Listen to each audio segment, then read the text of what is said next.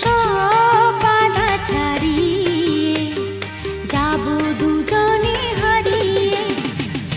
গোল প্রিন্টের শাড়ি পরে গড়িয়াহাটের মোড়ে আসতে পারি ঠিক সন্ধে 6টায়। এলাম যে কথা নিতে পুজো অষ্টমীতে।